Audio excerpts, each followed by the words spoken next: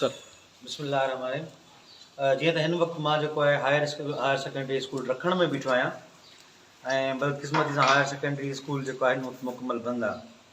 मूंखे इहा सम्झ में नथी अचे त या त साईं वारा जेके हितां जा जेके केयरटेकर आहिनि या त उनखे सिंध गवर्नमेंट जी पॉलिसी ख़बर न आहे या उनखे डिप्टी कमिश्नर साहिब जो मैसेज जेको आहे उहो रिसीव न थियो या असिस्टेंट कमिश्नर साहिबु मुंहिंजो पंहिंजो जीअं त गवर्नमेंट ऑप्शन चीफ मिनिस्टर साहिबु मुराद अली शाह साहिब वारे तरफ़ां चीफ सेक्रेटरी साहिब वारे जी तरफ़ां ये हुकुम ॾिनो वियो आहे त जिते जिते रेन इफेक्टी माण्हू आहिनि उन्हनि खे इमीडिएटली सेफ प्लेसिस ते शिफ्ट कयो जीअं उन्हनि जी ज़िंदगियूं बची सघनि। गवर्नमेंट जे हिसाब सां हिन वक़्तु सेफ प्लेसिस स्कूल आहिनि। सो महिरबानी करे जेके बि रखण जा स्कूल ओनर्स आहिनि जेके इंचार्ज आहिनि प्लस में मदे जी जा जेके बि हाई स्कूल सेकेंडरीज़ कॉलेजिस प्राइमरीज़ जेके बि आहिनि मां उन्हनि सभिनि खे हिकिड़ो मैसेज ॾियणु चाहियां थो तव्हां पंहिंजा स्कूल एमरजेंसी बेसिस ते खोलियो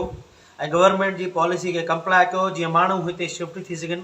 अदरवाइज़ अगरि जेका तव्हांजी हीअ पॉलिसी आहे अगरि कंहिंजो बि हिननि स्कूलनि बंदि थियण जे करे को नुक़सानु थियो त उनजा ज़िम्मेवार तव्हां हूंदव, उनजी जाननि जा ज़िम्मेवार तव्हां हूंदव। सो मां उमेद थो कयां त हिन मैसेज खे गढ़ी यासीन मदे जी ऐं रखण जा जेके बि असांजा एजुकेशन डिपार्टमेंट जा मोहतरम उस्ताद ऐं मोहतरम असांजा हेडमास्टर साहिबान या प्रिंसिपल साहिबान आहिनि उहे सभई हिन मुंहिंजे मैसेज खे ॿुधी करे इमीडिएटली स्कूल खोलाईंदा ऐं फौरन माण्हुनि खे शिफ्ट कराईंदा। हा बाक़ी महिरबानी करे अवां पंहिंजो रिकॉर्ड या जेके बि तव्हां जूं हसास शयूं आहिनि उहे पंहिंजो भले हिकु ॿिनि कमरनि में अलॻि तौर ते शिफ्ट करायो जीअं उहो बि महफ़ूज़ रहे। सो महिरबानी आई होप कि तव्हां जल्दी रिलीफ फराहम कंदो ऐं मां उमेद आहे मूंखे अधु कलाक जे अंदरि अंदरि हिन रिपोर्ट मिली वेंदी इंशाल्लाह।